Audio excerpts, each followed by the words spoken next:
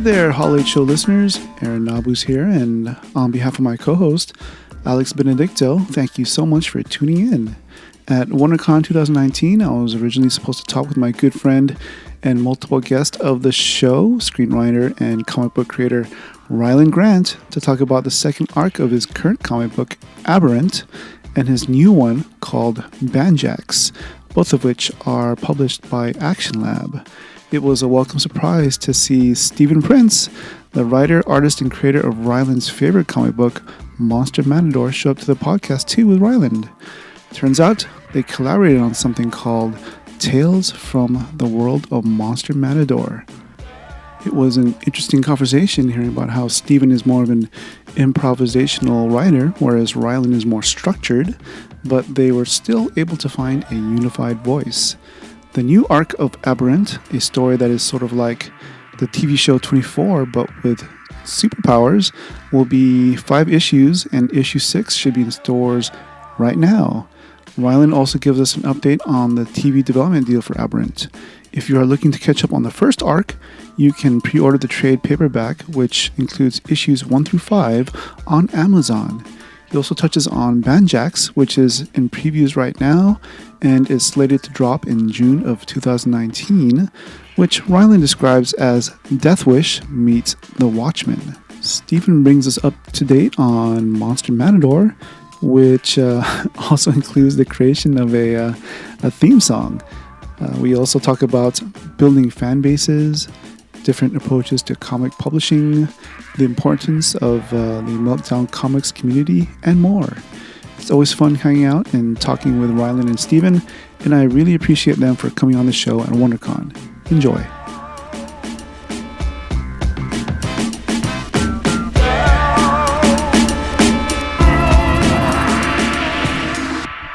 Welcome back to the Hall H Show podcast. I'm joined by 2 awesome creators, Mr. Rylend Grant of Aberrant fame, and I guess we'll talk about his new book, and Mr. Steve Prince. How you doing? What's up? How are you? Monster Matador in the house. I'm looking forward to more of that. I guess you two sort of collaborated on something, right? Yeah. So, Steve and I have known each other a long time, but he does this book, and he can talk about it, a little more intelligently than I can. This book called Monster Matador. It has been for years been, it's no hyperbole to say it's probably been my favorite book. I just think it's really smart. It's really cutting. It's again, Steve can give you more on it, but for me, it's if Danny McBride made a Santo movie. And pissed all over it. Yeah. And so yeah, Monster Matador has been going on for a couple of years now, 10 issues, and I have for the longest time wanted to find a way to kick my way into it and onto it, and I have it never made sense for me to write his book. It's Steve's book, only he can do it, and so we sort of found a compromise, and we created this spin-off series called Tales from the World of Monster Matador. Monster Matador follows this. It's a matador who basically he fights the monsters that have invaded the world. It takes place in a post-apocalyptic world, right, that has been sort of invaded and terrorized by kaiju monsters. The metaphor he's just trying to build a better world for his daughter, and that's kind of the metaphor. And the monsters are basically Republicans or something.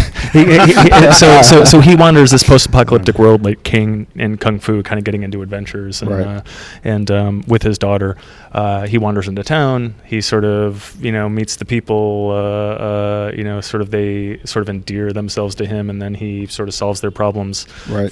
Fights the monster and wanders off. Yeah. And so Tales from the World of is about what everyone else is doing in this post-apocalyptic world. So basically, I did an arc because you think about what are people doing in these worlds, and he goes to Santa Monica. The monster invades Santa Monica, and you think about if a monster's coming to Hollywood, right? Who's going to fight the monster? It's going to be all these action stars, Schwarzenegger, Stallone. So I kind of jumped off that, did a kind of, we'll call it a parody with all these great it's underlined parody so we don't get sued. Parody. All these it is parodic, which is a great word. But all these great action stars sort of band together to fight this monster, and there was a scene in it with a Christian Bale and with a broken back in a Batman costume on the roof of a destroyed Nakatomi Plaza with Michael Caine, and frustrated that this monster is attacking his city and he's helpless to do anything about it. And that's kind of where Tales from the Monster Matador came from, and that Rylend just started throwing things. Well, what if Ben Affleck came in, and what if all these other Batman guys came in, and we just started bouncing off each other, and we decided to tell the story of how Christian Bale actually got his back broken and ended up in the place that he's in. Yeah, and so in this Tales from the World, this first stanza of Tales from the World of Monster Matador, for crazy reasons, a bat signal ends up in the sky, and as monsters are attacking LA, and each actor who has played Batman on the silver screen takes it as sort of a sign from God that he's supposed to climb into his bat suit and try and bail the city out. And so all of these guys kind of come together and trip over each other. And it's funny, it's crazy, it's out there. I usually write kind of serious, I don't know, snooty books, and this is just me letting loose. I think it's interesting writing with Rylend because he does a different type of book that I do, and we wrote this together. And I think I'm more of an improvisational writer, whereas Rylend's a bit more educated and structured, in his writing. But it came together really nice because we kind of massaged each other's, quirks, I guess. And it was I think it was interesting reading it because I think we both tried to write in each other's way, Yeah. So it's a really nice, if you read it, it's you really couldn't tell who's who in there. It feels like its own thing, and it's really fun. It's a lot of fun. Yeah, we found this interesting unified voice. That's an interesting point. I mean, I had never thought about it that way. I write a lot of my movie TV stuff. I think I've been on this show 100 times, so your listeners probably know by now that I am a screenwriter by day. But I write a lot of my movie TV stuff with a partner, and he and I very much have a unified voice. I mean, there's kind of the Rylend Grant voice. There's the Rylend Grant and Stephen Prince voice. There's the Rylend Grant and Deke Renner-Nickian voice. He's my TV writing partner. So it is weird that I have these three voices. I feel schizophrenic now. So will there be a sort of Tales of Aberrant with a collaboration between you two there? I don't know. That is a good thing. What I should say is that we already have the second installment of Tales from the World in our heads, and we're already working on it. The script is in process now. Creed frontman Scott Stapp has an opiate and steroid fueled psychological break, and he becomes convinced that the monsters that are ravaging South Florida, his professional wrestler infested South Florida neighborhood, are all part of a vast CIA conspiracy between the CIA and the Oscar Mayer Wiener Company. And so that sounds so crazy. And so he prints a bunch of Scott Stapp actually did have an opiate and steroid fueled psychological break in real life, so it's kind of based a little bit on reality, and so he prints a bunch of documents off the internet that he believes are proof, but are actually, I think, probably Florida Marlins baseball statistics. Yeah. He tosses them into his daughter's monkey backpack, and then takes off on her bike and goes out to fight the monsters. And there's an Oscar Mayer Wienermobile that was turned into a meth lab that comes into play. Vanilla Ice and Robert Kraft on probation, catching iguana. You worked in Robert Kraft already, huh? Yeah. It was hard not to with the thing. Yeah. So there's that. But you know what? I'm still trying to plan back to the Aberrant question, and we should touch on Aberrant and Banjax before this little fight we're doing is over. But I've been thinking about, I need to do some Comic-Con exclusive covers, and I don't yet know what I'm gonna do. But a Monster Matador Aberrant crossover cover would not be the end of the world. That would be kind of funny. Yeah, that'd be fun. Yeah. also like to do one with maybe I'm thinking about talking to David Schrader, who you just had on the show, and David Pepos, who you're talking to probably later today. Maybe about the three of us getting together on something that you know, just to cover is all I'm talking about. Right. Yeah, That'd be dope. yeah. You mentioned Banjax. You want to go into that a little bit? Yeah. So I guess what I should say is that I mean, readers know me. I mean, your listeners know me from Aberrant with Action Lab, and we just wrapped up our first arc on that. The second arc, season 2, as it were, starts. It's in shops in early April. So go get that. Go put Aberrant season 2 on your pull list. But I guess before we go to Banjax, you sort of had a development deal with Aberrant. Oh yeah. That's we haven't talked about that yet, have we? Wow. Well, we sort of touched on it last time. Did we touch? Yeah. So I mean, I'm a screenwriter by day, and actually probably the last 5 or 6 things that I've been paid to write in Hollywood have been based on intellectual property that I created, whether it's a short story or a comic book or whatever. But the big news on Aberrant was I think it was 2 weeks before issue 2 hit stores. It was optioned for television by Tony Krantz, who kind of a 900-pound gorilla producer in Hollywood, who was one of the primary producer shepherds of 24, Felicity. He produced Mulholland Drive for David Lynch. Sports Night, a number of other amazing things. But I mean, it was kind of fitting and interesting because a lot of people have called Aberrant kind of 24 with superheroes, and then the producer of 24 kind of comes out of the woodwork and options it. So we're developing that now for the Netflix crowd, maybe with Frank Grillo attached to it, which would be amazing. But we'll see how that. I probably shouldn't be talking about that, but it sort of comes out. So on the heels of that, we were sort of greenlit by Action Lab for a second season, a second sort of 5-issue arc, and that starts dropping in April, and it's crazy, man. I mean, it's Aberrant was crazy in a lot of ways. We really upped the stakes here. I made a promise to myself when I started doing comics that I was never going to tell a straightforward A to B to C story. And so we really kind of doubled down on the experimental elements here. Cool. Telling the story out of order, unreliable narrators, competing narrators. There was an entire issue in this second season. This main character, I don't want to give away who it is, but is actually dying on an operating table. And it is set up in an earlier issue in the second season that he's a big fan of the game show Jeopardy, or a Jeopardy-like game show, I should say, so we don't get sued again. And so he is dying on the operating table, and he pictures and as he's dying, he pictures himself being contestant on Jeopardy. And all of his opponents are his kind of like enemies in the book. The host of the show is his commanding officer in the book, and all of the categories have to do with main sort of moments in his life.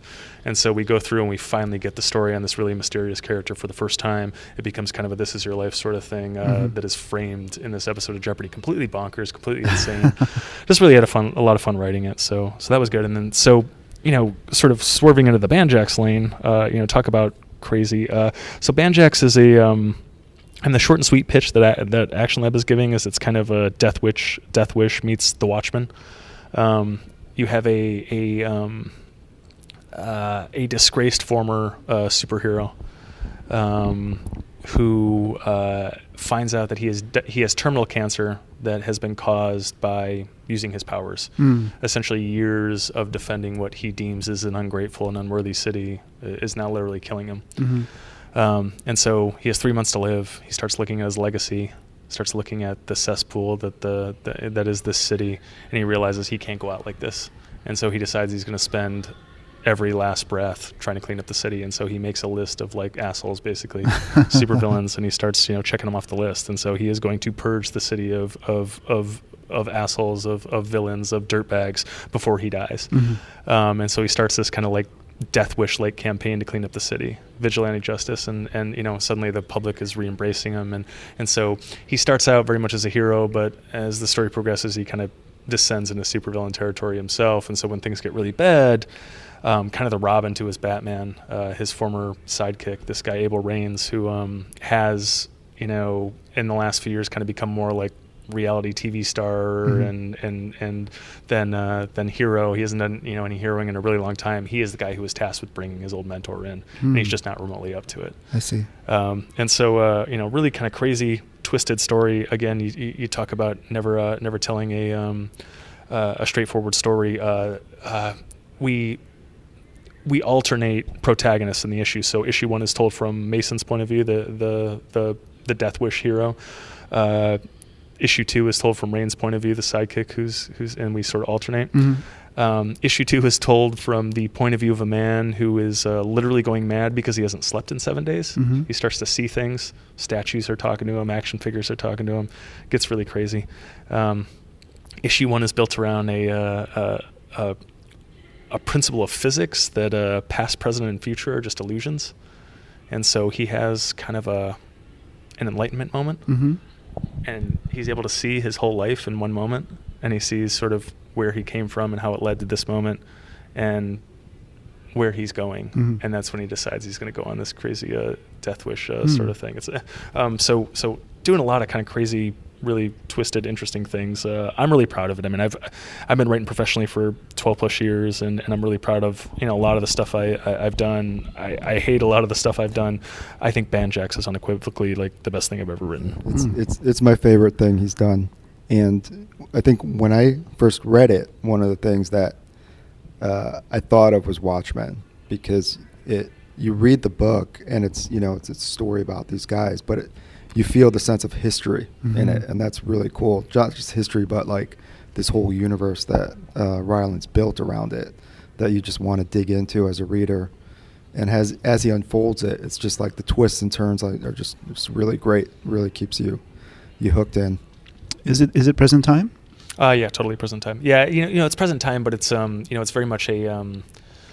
I mean, it's present day LA, but it's really kind of noirish and gritty, and it feels like a Michael Mann movie in a lot of ways. So it's sort of this alternate reality, and actually, I mean, I guess I can say this now. I could admit this now because Action Lab is releasing it. But there's a way to look at it, and that it takes place in the same universe as Aberrant. You know what? That was my next question. It is. If it was going to be a shared universe. Yeah, because I mean, you've read Aberrant. The one of the principal characters, Cordry, is addicted to this drug called Zap.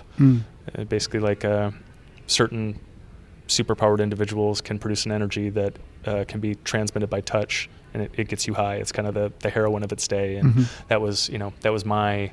I mean, it's what I think I did well in Aberrant. I mean, there are things I didn't do well in Aberrant, but one of the things I did really well in Aberrant was kind of like take a look at the things that are actually troubling us as a society, but in a really kind of twisted, heightened, way. Like what is the drug problem in a world with superpowered people, and so this Zap thing was really interesting. And page 1 of Banjax is this guy's going in and he's going to light up a Zap house with a flamethrower, and he was a Zap addict himself. That was part of his like disgrace, and so there's a way to look at it. It deals with this same sort of I mean, just like it's it's the crack or the heroin of its day, this Zap, and so this epidemic we see in Aberrant how it affects the uber rich, but then we see kind of how it affects the down and out here in Banjax. So yeah. I know when I first met you and we were talking about Aberrant, you took pride in telling me about the musical influences that you peppered in there. Yeah. Is Banjax going to have the same thing? I would absolutely love to do it. I mean, it's one of my really favorite things that about Aberrant. It is so much work to clear the music. It costs so much. In fact, and I think maybe we talked about this, but so when I started writing and conceiving of Aberrant, I had friends who were clearing music in comic books for like $50 a song. And then between the time when I started conceiving it and when I had to actually file the paperwork, the main clearinghouse of all the music kind of upped their minimum rate to $300 a song. Oh wow! So that adds up really quickly. For sure. So there's that, and then also the thing that really bugged me about the whole Aberrant thing was you do not see popular music in comics. I thought what we did with Aberrant was really unique, and I thought it really kind of added to that. I was in a lot of TV and movie meetings with Aberrant, and people are like, "Oh my God, the music just feels like a movie." It was Hollywood got it. So few people in the comic community and the comic journalist community got it, and it registered as a thing for so few of those people. It was really disappointing. A lot of people should have been writing about it and talking about it, and they didn't. So when it takes that much time and that much money, a few nods. We do have a serial rapist who likes to sing songs to his victims, and so there's that little nod. But unfortunately not. But plenty of other crazy stuff. Talking statues and action figures, and and then we sort of expand on the whole zap of it all. Also, where we take a long look at what performance enhancing drugs would look like in a world with superheroes and stuff like that. And so later in Banjax, that becomes like a big plot element. That's pretty interesting. Yeah. So what kind of powers would the both of you want to have? It's interesting. I think, invisibility would be really great for a number of reasons. But I know just being invulnerable, being able to, run through walls and not die, it might get boring after a while. But yeah, that sounds fun. That with flight, so I get the F out of here. Yeah, and so it's a good question, but where I always like to take that question is and this is something that both Aberrant and Banjax really explore, is that we have for, I don't know, is it 50, 100 years now, watched superheroes that they get powers and they're going to save the world and they're Boy Scouts and they're this and the other thing. And that is not how any of us would be.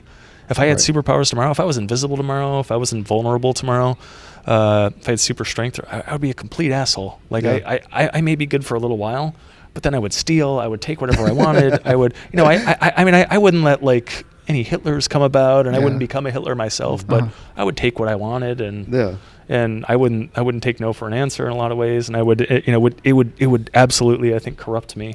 Yeah, and because I think it's almost like being a kid again, and that you're kind of discovering the world through a different lens. Yeah. It's like you're going to get all these powers, and what you can do is just sit around and whatever. No, you're going to want to see what you can do, what you can get away with, and and it's a main theme of both these books. I see we see how poorly it can go with Lance Corddry and Aberrant. He's this guy is he does the hero thing for a while, and he's kind of a point and wink superhero like Superman, and then he's like, wait a minute, I have these vision-based powers, and why shouldn't I have everything? And so he starts using his vision-based powers to locate big-time oil and gas deposits, and then he spins that into a Halliburton-like empire and becomes this billionaire, and it completely corrupts him and destroys him. And and then it's a similar story in Banjax, where it's like this guy. He's this roughneck guy who just so happens to be able to take a lot of damage and deal a lot of damage, and he has this healing power that he gets into a fight with a supervillain and he takes damage, but he's okay afterwards for the most part. He takes down one high-profile supervillain, and then he becomes this megastar. It becomes this, and people want to throw endorsements at him, and women want to sleep with him, and men want to be him, and he becomes this kind of cult hero, this folk hero almost. Yeah. And it, he was fine before then, and then it completely destroys him. Too many women, too many clubs, too much booze. There's never too many women. and it just and we see kind of a similar thing with his sidekick, where I don't know. It's there's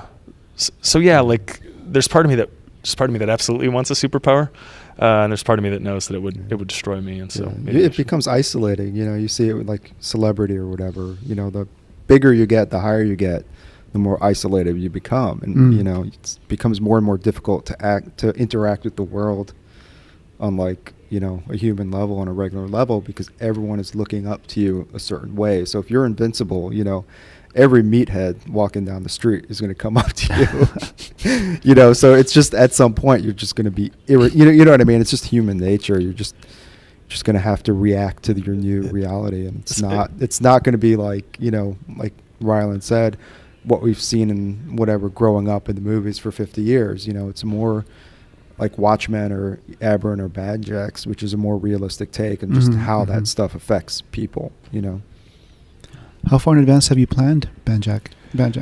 Banjax is, you know, I have 8 issues planned now. Action Lab is the first series is 4 issues.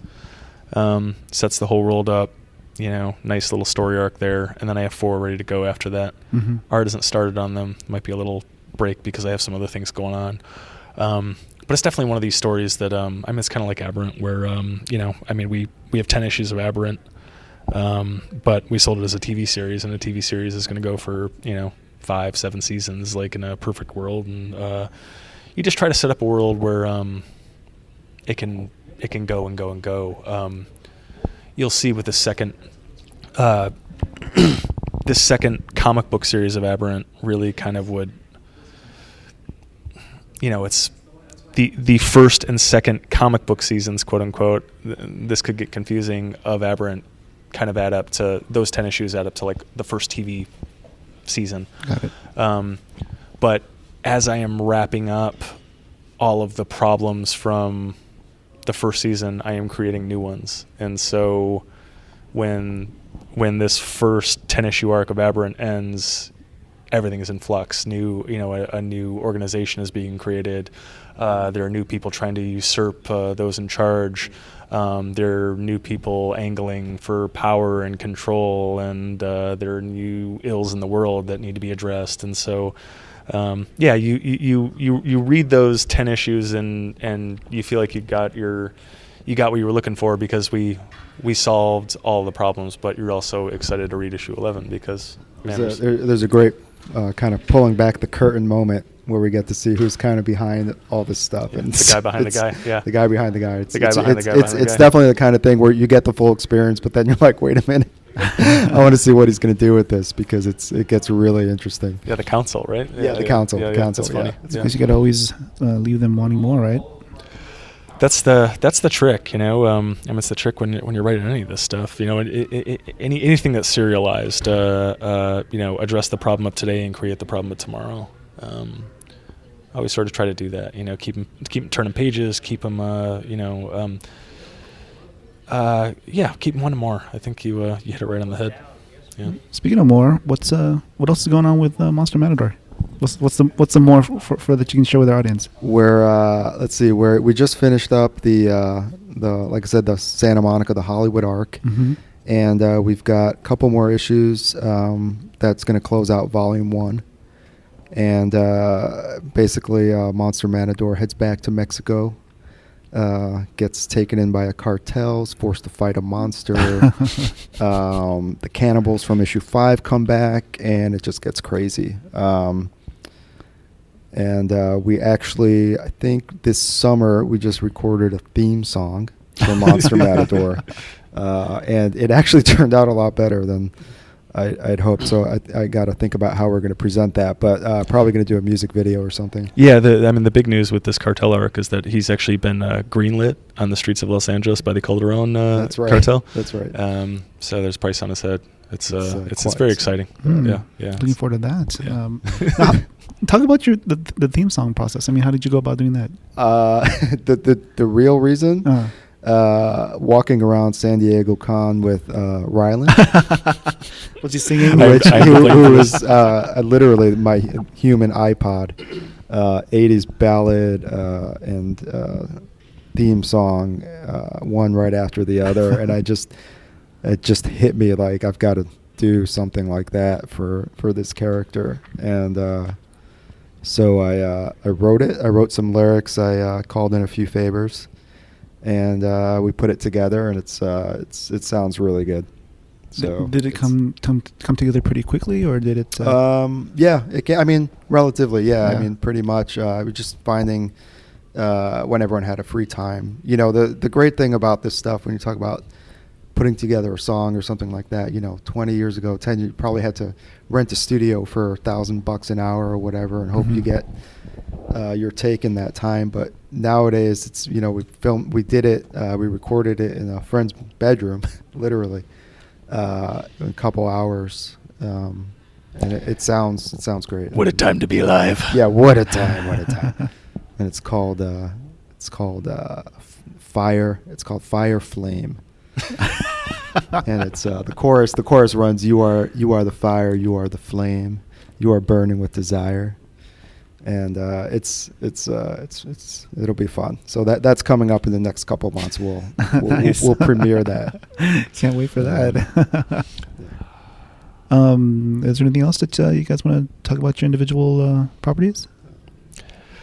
No, I think again, Aberrant drops. Aberrant season 2 drops in April, and the Aberrant season 1 trade paperback should also be out in April. That keeps. Yeah, I'm definitely gonna get that because I'm more of a trade paperback person. Yeah, there was a printer hiccup, so it's been kicked down the road a little bit, but should be dropping in the next couple of weeks. You should see that in April. You can actually pre-order it via Amazon. Yeah, I saw that. Yeah, so your listeners should go there. Aberrant by Rylend Grant. Go down to your comic shop and put season 2 on your pull list. A lot of people don't know that, and it's good to get on these shows and kind of talk about this, where it's like people get excited about a book, but they don't pre-order. Mm-hmm. Pre-orders drive everything. Mm-hmm. And so it's great to go down to a comic shop and the week that your favorite comic drops to buy it. However, if you go down, if you pre-order it, then the comic shop knows how many to order. They may order more of those books. They may sell more of those books. Mm-hmm. It's good for everybody. It's good for creators. It's good for the indie publishers like Action Lab. It's great for the comic shop. If a person that they like, a customer that they know is smart and has good taste, comes in and says, "Hey, I want Aberrant," rather than ordering 2 copies of Aberrant, they might order 5 or 10. Mm-hmm. It makes everything go. So if it's Aberrant, if it's Banjax, if it's Monster Matador, if it's whatever your favorite comic is, go down and pre-order it. Get a pull list. It keeps everyone in business. Banjax is available for pre-order now. It's in the April previews catalog, which means it will drop in June. So go down to your comic shop, get Banjax on your pull list too. It's a good book. You will not be disappointed. Buy it. If you don't like it, bug me on Twitter and I'll buy the issues back from you. Nobody's going to take me up on it because it's a good book, but go get it. Nice. You mentioned pre-ordering as one way to help out, I guess, independent artists and creators. Totally. Are there any other ways that people out there can do to sort of support indie creators better? Tell your friends. Order yourself. Tell your friends to order. Follow us on Twitter, follow us on Instagram, on Facebook. I am at Rylend Grant, RYLENDGRANT, on almost every platform. There's a Monster Matador Facebook. Monster Matador Facebook, Monster Matador on Instagram, and it's just Monster Matador. And then Twitter, it's at the Stephen Prince. Let me think. Tales from the World of Monster Matador is on. You can get it on Amazon.com. You can get it on MonsterMatador.com. There's some free issues of Monster Matador on MonsterMatador.com that you can download. I'm going to go with we're being banned by Comixology right now because I don't know. They've been having some trouble getting them to put it up. So there's been a delay. It may be the puritic nature of our thing. They don't want to piss DC off. We're banned. They want to shut us down. We're not going to banned by Comixology. I mean, what I will say in terms of supporting indie creators. I mean, I did a Kickstarting Your Comic panel yesterday.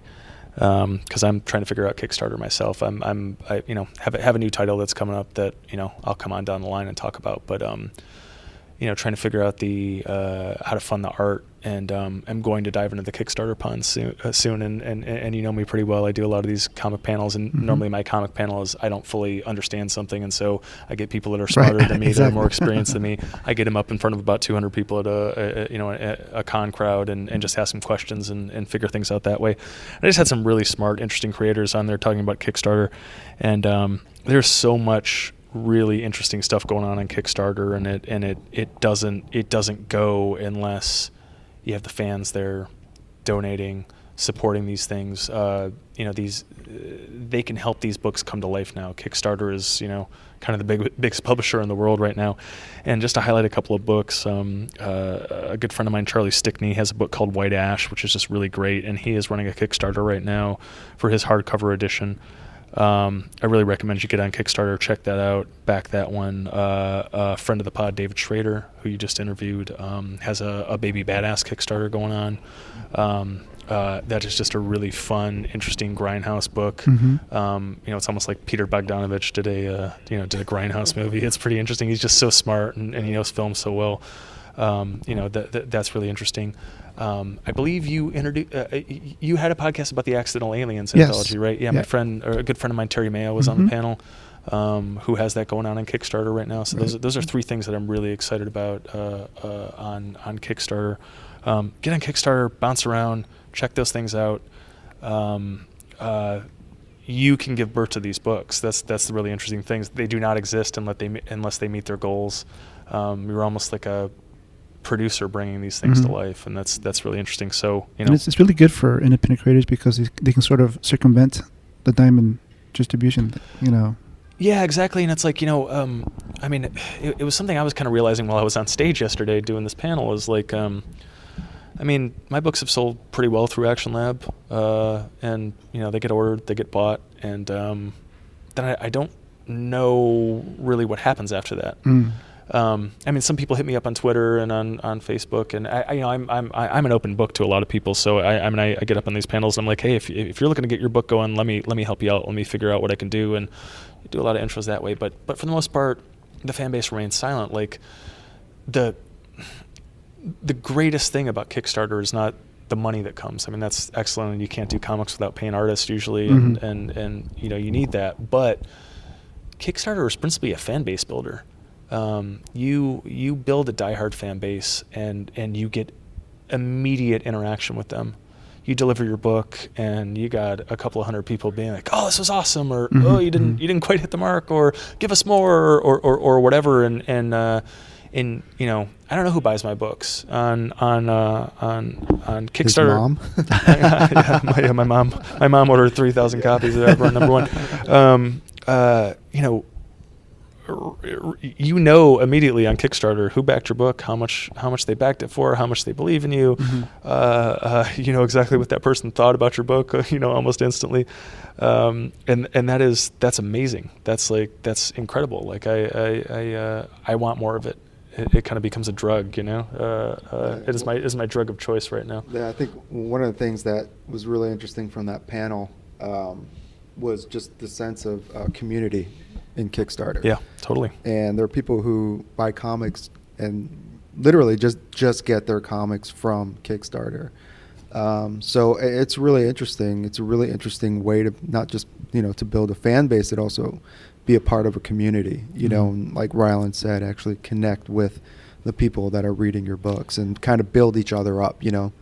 Everybody kind of climbs that mountain or whatever. It must be an incredible feeling when you you interact with your fans online and you meet them at actual conventions, like we're here at WonderCon, so. Yeah, it's really interesting. And then, and just it's like, some of my closest friends right now are these creators that they're kind of in this foxhole with me. They're doing the same thing, and we share all those fans. That's the thing. I'm happy to come on the show and endorse those Kickstarters. One, because I know those creators are really smart, hardworking, great creators. I know those books are great. I know fans will love those books.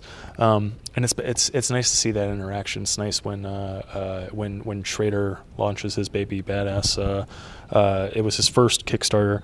And he was really propped up by a lot of these guys, guys like Charlie Stickney, who I think Charlie's done 5 now and raised over $100,000 just on one book. It's incredible. Charlie just going to his fans and being like, hey, this is worthwhile. And then Charlie's fans coming out in droves and supporting David's Kickstarter and getting it funded. And I think he was funded in 6 hours or something like that. I think he did. His goal was something like $3 or $4 grand, and he did 10 in the first day or two. Yeah, he's close. Yeah. It's crazy. It's just such a wonderful community. And I'm still figuring it out, but I really love being a part of it.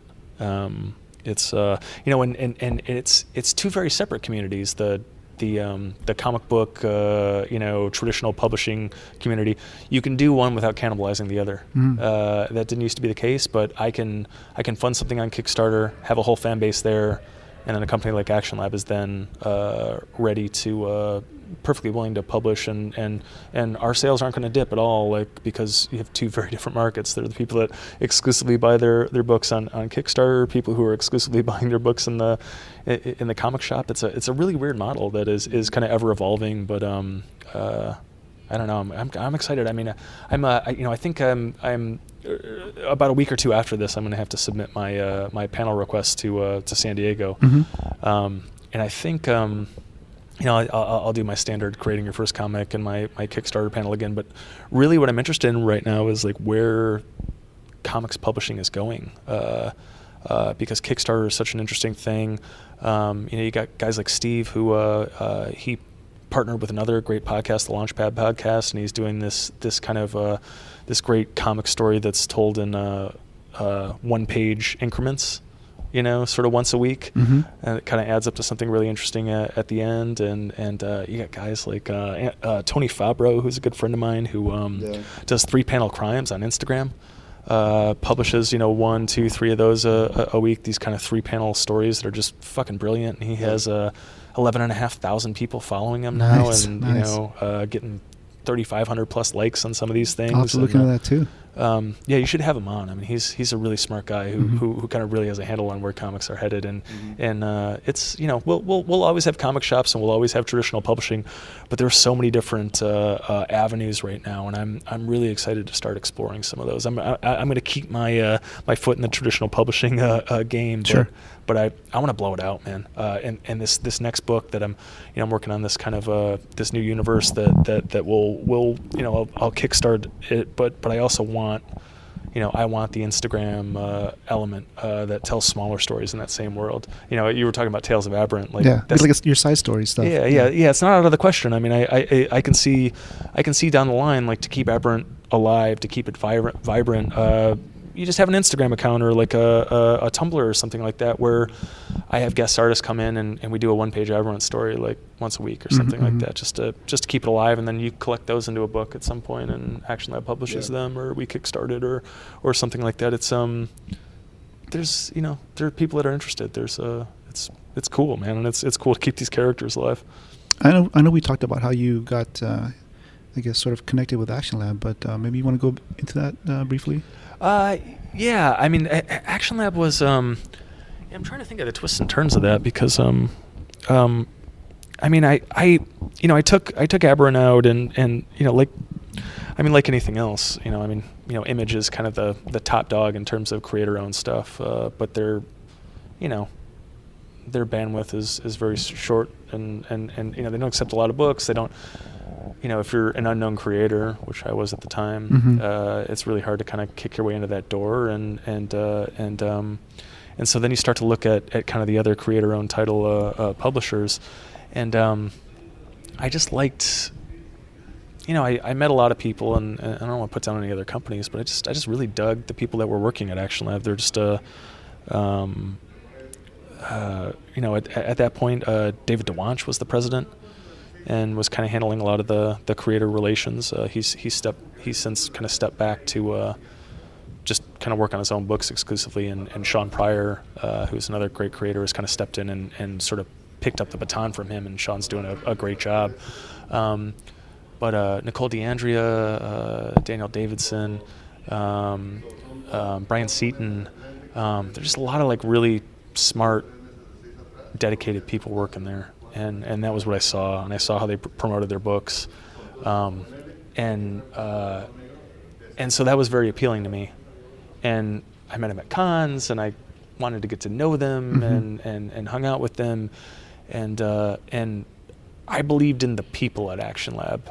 I mean, think about it. If you wanted to send a book to Image now, you don't know the people. You don't know you don't know the people who are steering the ship, and I was lucky enough to kind of get to know some of them, and so once I got to know them, it was an easy go. And then I mean, what I would suggest with anybody is, like, if you're looking at a prospective publisher get to know some of the other creators. A big thing for me was getting to know David Pepos, who did Spencer and Locke, and that was my thing because Action Lab is known for a specific kind of book. Zombie Tramp sells like tens of thousands of copies every month, and it's a great book, but Aberrant is a very different book. Aberrant is very that is a grind. It's in the Baby Badass. Like, it makes sense that Baby Badass goes to Action Lab right off the bat. They do these grindhousey, fun, poppy books. Aberrant was kind of like a serious political action thriller, and I was wondering, like, can this exist in Action Lab? And then I started looking at all their titles, and I saw books like, when I saw Spencer and Locke, I'm like, absolutely, Spencer and Locke is one of the smartest books I've read in 10 years. I just think it's great, and I've sung Pepos's praises on your podcast over and over again. I think he's going to be writing Avengers in 2 years, but when I read that book and saw how smart and intelligent it was, and then when I talked to David Pepos about his experience at Action Lab, that really sold it for me. That they could carry a title like Aberrant, and if it's any, very happy there. I'm doing my second title with them, and more to come down the line, and so they're a good home. It's nice to it's not to say that I won't work with other publishers, but Action Lab is very much my my home base, and will continue to be for a long time, hopefully. Awesome. Yeah. And looking forward to reading the next installment. Is there anything else that you want to cover? No, I think we're good, dude. Yeah. Yeah. Oh, one thing I wanted to ask you. Yeah. Do you still view yourself as a director? Yeah. I mean, if you look at every issue of Aberrant, it says written and directed by Rylend Grant. I have a master's degree in film directing from the American Film Institute Conservatory, whatever the hell that's worth. Same degree that David Lynch has, and he's making coffee these days. Yeah, maybe I'll move coffee. That's a really good idea. And Banjax has the same credit. I very much look at all these comics like little movies I'm directing. The short answer is yes. It's a tough game. I mean, here's the thing: is like I got hired halfway through AFI to write Hollywood movies, and they were throwing a lot of money at me, and I got really comfortable. I bought a house and had a kid, and I get to, my commute takes about, it's down the hallway. It takes about 2 seconds, and I can do it in my underwear. And so there's a comfort in that. I got hired a few years, well, I don't know if it was a year or two back, to do like a web series for Funny or Die, and I did that. And part of it was that we didn't have enough money, we didn't have enough time, we didn't have enough crew, but it was a miserable experience. Directing is really it's a grind, man. And you're talking about directing a movie, that's a year of your life where you're not doing anything but planning and being on set and editing it. So it's a huge commitment, and so I'll go back to it at some point. But like if the Aberrant TV series got up and running and was going, I'd absolutely direct some episodes. I would kick my way into that, like without question. But I'm not worried about it right now. But yeah, it'd be good. You should direct the music video for the theme song, actually. For the Matador theme song? That'd be dope. That's not a bad idea. That'd be great. I guess before I let you both go, is there any superhero shout-outs you want to throw out there? Superhero shout-outs. 'Cause, we can't do the things we do alone. Sometimes we need some help, right? I don't know what you're talking about. I mean, I like Rylend was saying, I think the little community that we've built, and a lot of it started at Meltdown, right? Meltdown Yeah, Comics. Meltdown. I mean, Yeah. Tony Fabro was in our class. Carla Nappi, who does a book, who's trying to get a book up. Jeff Leeds, who's a big Kickstarter guy. Yeah, Jeff Leeds was on that panel. Yeah. Rylend obviously is a big cheerleader for me and for everyone. It's nice. David Schrader, all those guys. It's the best thing about these cons is that we're just building this family here, and you are very much a part of the family. This and this podcast is a great outlet for all of us. You are our family's preferred podcast in a lot of ways. Well, thank you so much. We'll remember you. I just think you have really good taste. But yeah, it's nice to just come and just see all these people that I don't know, we're this community of people that we're doing something, we're making stuff, and I'm just continually impressed by how how great these books are, how funny these people are, and so it's just nice to come and rub elbows with them. And so yeah, I mean, I would just go and I would say, like, support these Kickstarters. Again, Charlie Stickney and White Ash, David Schrader and Baby Badass. Read these books, support these books. Terry Mado's Alien, anthology is a great project. Go back that. You're gonna have David Pepos on, and Pepos has a lot of stuff going on. Spencer and Locke 2 drops in stores very soon. You can pre-order that now. He has another book, Going to the Chapel, which is going to be released through Action Lab, which is kind of Die Hard meets Runaway Bride, which sounds crazy, and it totally is crazy. Yeah. Bank robbing Elvises, great, and so those are all my shout outs. And like I don't know that it is just so much fun doing this with these people. Well, what's great too is that we've got a fairly decent group, but what's amazing about everyone in that group is everyone's always pushing forward. You know what I mean? Like, we haven't lost anybody. Every time we meet up at a convention or something, someone's always working on the next thing and looking forward to the next thing. And that's really important, because I think it gets everybody kind of moving and going and inspired. No one's like, I'm not getting the readers today, or I'm not doing this today or that. It's always like, Rylend's got like 50 books that every other week you get a new script from Rylend. That's like already 5 issues drawn. You mentioned the Accidental Aliens earlier, and one good thing about them is that they're pretty prolific creating group in their own right. But when they come together to work on not only the anthologies but their individual projects, it's like they can bounce off ideas off each other and get feedback. So I'm assuming that's the same with you guys, the Meltdown crew. Yeah, it's very much what we've done. I mean, Steve and I, and he's talking about Jeff Leeds and Carla Nappi. I mean, we read every script that any one of us does. We trade them. We exchange notes. We again, like if somebody needs an email address, if somebody needs to get on a podcast and shout out. I mean, it's the beauty of this is, like, we've created this. It is this, community that feeds off itself. I mean, you guys need great content. Creators like us, we need an outlet. We need to promote our books, and so these things are kind of self-fulfilling. We trade artists, we trade contacts, we trade. Again, like we're all supporting each other's Kickstarters, and a lot of times that means, I've all those Kickstarters that I've told you to donate to. I bought those books. I am all in on those, and again, we're just, but my fan base becomes Steve's fan base, becomes Terry Mayo's fan base, becomes David Pepos's fan base. It's nice to see this. It's this this animal that just keeps getting bigger and cooler and more interesting. Yeah, I just want to thank the both of you for coming on the podcast here at WonderCon 2019. It's always awesome to see you both. And look forward to our next conversation. Back at you, man. Cool. Always happy to come on. Thank you for having us. All right. Peace, cheers, and talk to you later.